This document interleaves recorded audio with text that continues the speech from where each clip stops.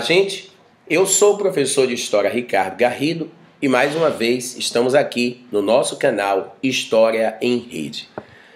Hoje nós iremos trabalhar a crise no mundo grego.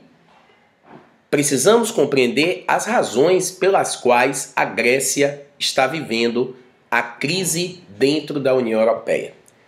Trata-se de um tema muito interessante e difícil de se compreender, e as dificuldades da compreensão do que vem ocorrendo com a Grécia está diretamente correlacionado com os meios de comunicação.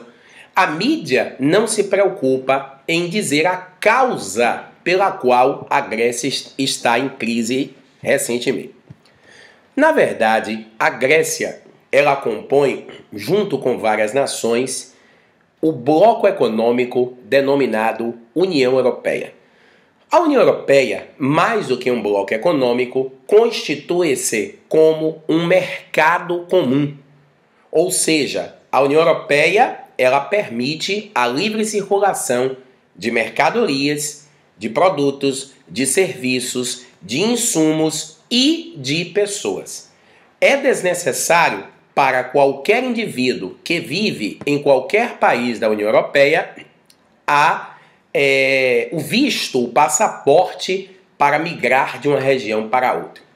Ora, no momento em que a União Europeia se formou, em 1991, com o Tratado de Maastricht, tendo um ápice substancial com a adoção do euro por volta de 2002, naquela situação, em 1991, os países signatários, mormente a Alemanha, a França, Inglaterra, eles enfrentariam um problema muito grande.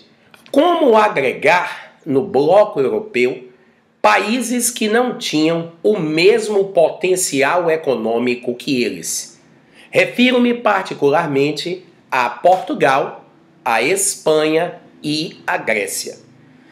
Ora, para que esses países pudessem ter um up da sua economia e passarem a fazer parte do bloco europeu para posteriormente adotarem a moeda única, o euro, foi necessário uma injeção de capitais gigantes nesses países.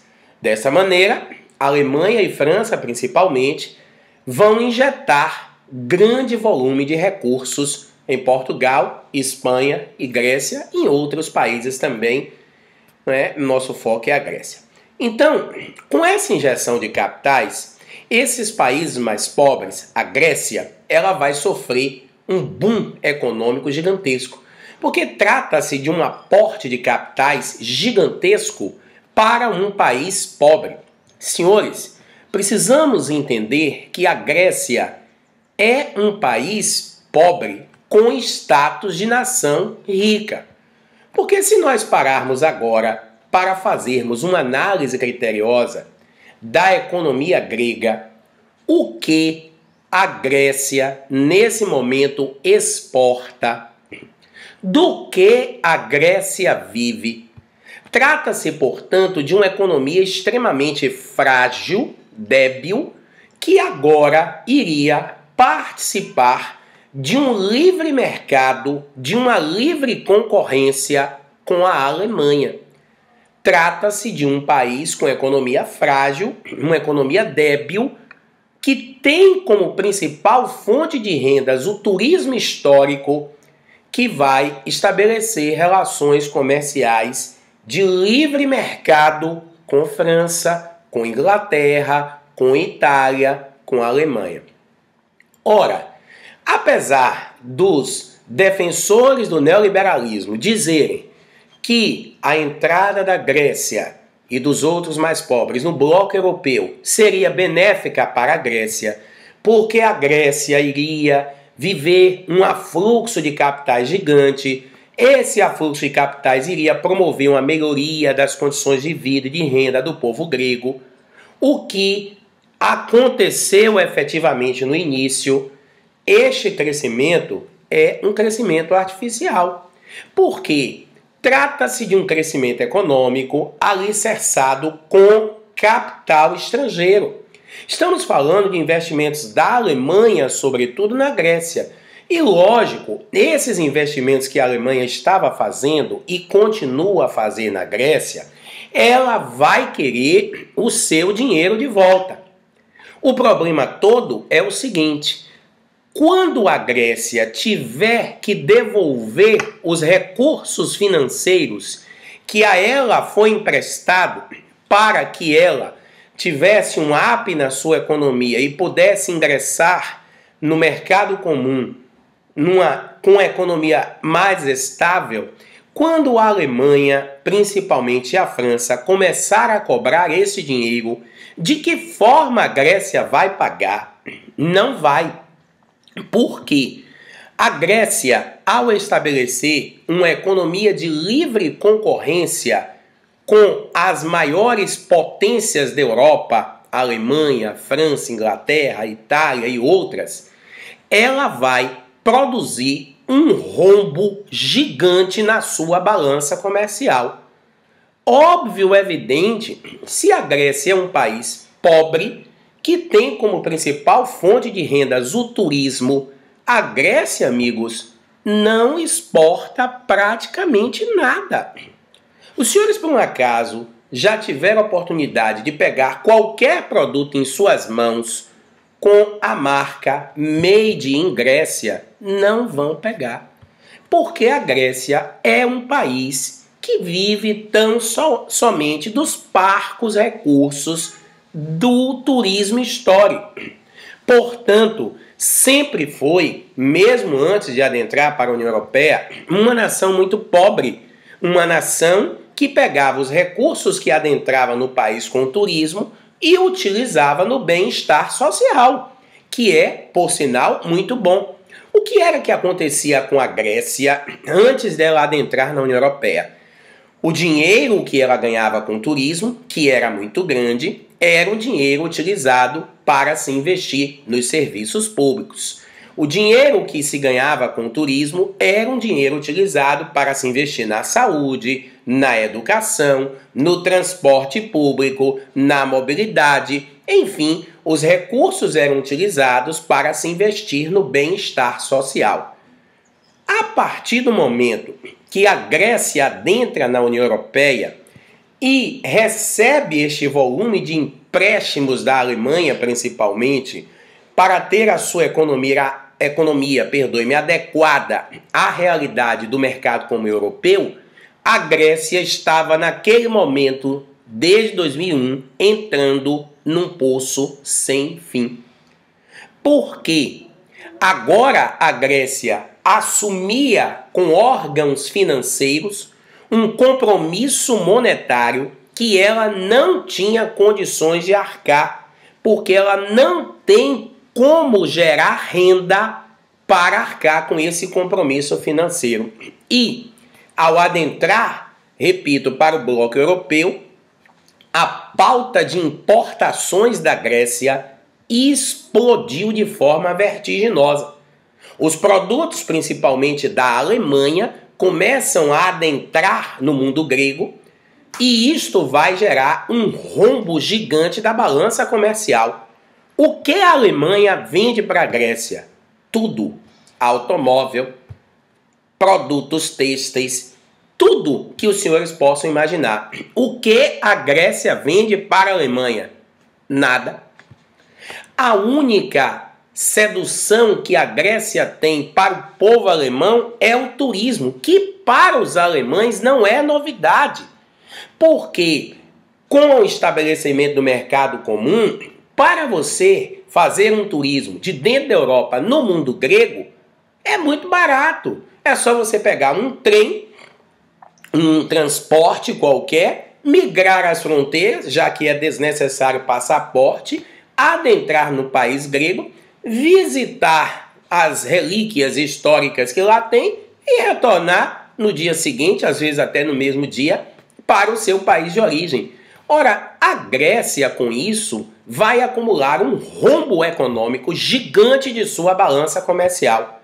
Quando começaram a vencer as prestações dos empréstimos que foram feitos pela Alemanha, a Grécia não tinha condições de pagar o que era previsível. Então, O que os credores vão exigir da Grécia? Que a Grécia parasse de investir. Olha o absurdo que o capital financeiro fez com a Grécia e faz com outras nações.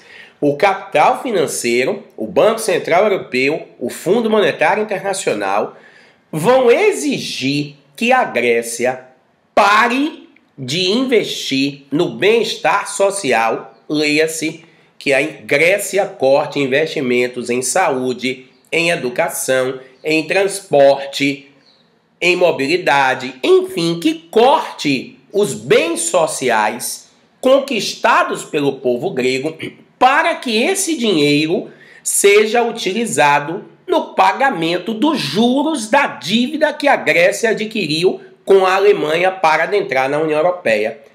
Isto não tem fim.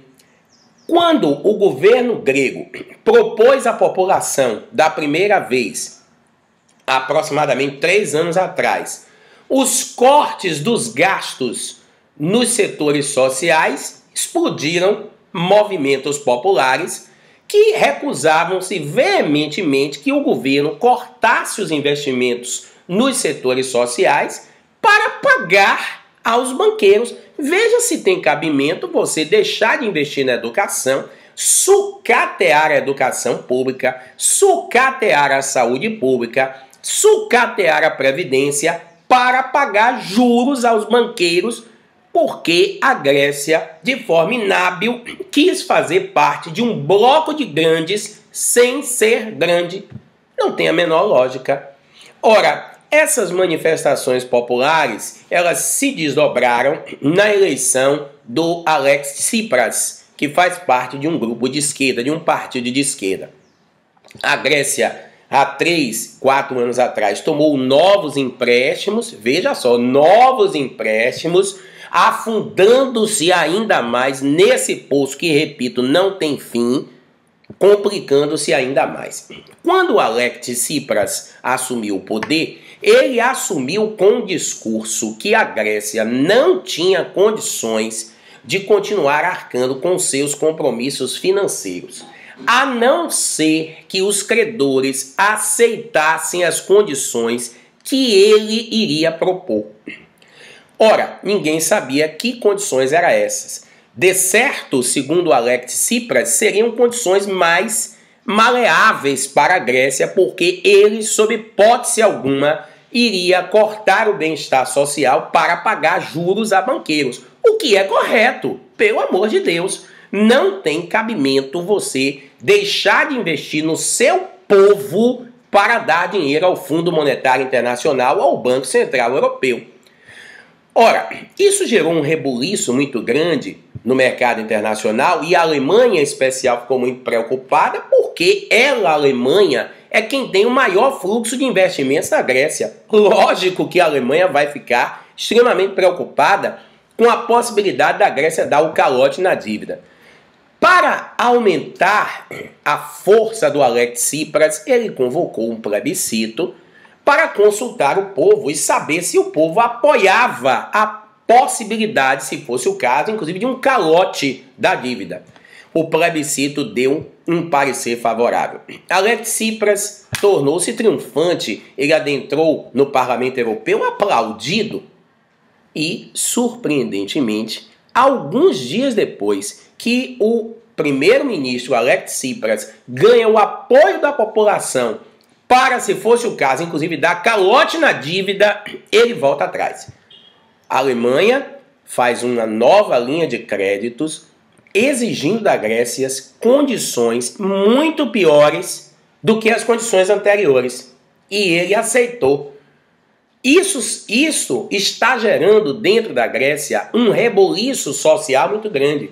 A população não se conforma com os rumos que o governo de esquerda do Alex Tsipras está dando à economia grega.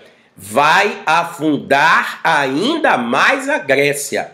Se a Grécia aceitar esse empréstimo e pagá-lo nas condições que a Alemanha está propondo, a Grécia vai entrar em colapso total em termos estruturais.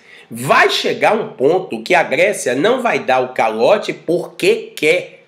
Vai chegar um ponto que a Grécia vai dar o calote porque precisa, porque não vai ter um tostão de reserva cambial para arcar com os compromissos com os credores, não terá um tostão de dinheiro sequer para manter o bem-estar social. O país vai entrar numa pane total e vai quebrar, como aconteceu com a Argentina há alguns anos atrás. Aí, quebrado, não vai ter jeito.